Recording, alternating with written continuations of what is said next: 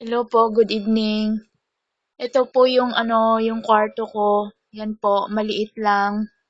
Tapos kahapon sa gabi, nagulat ako na bakit nilagyan ng kamera ang loob ng kwarto na yung bata hindi naman natutulog dito. Minsan lang magkasama kami ng bata.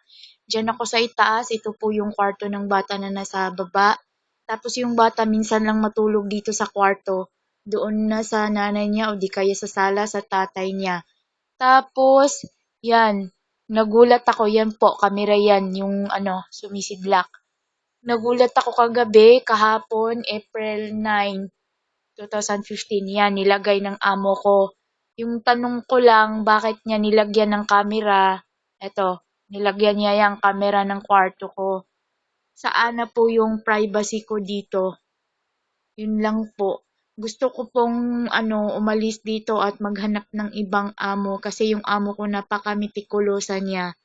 Kaya kong tiisin po, magtrabaho po, kaya ko po, pero yung ugali niya, hindi ko na po talaga kaya. Sana po matulungan niyo po ako. Ito na po yung camera. Yan. Yan po. Yan yung camera.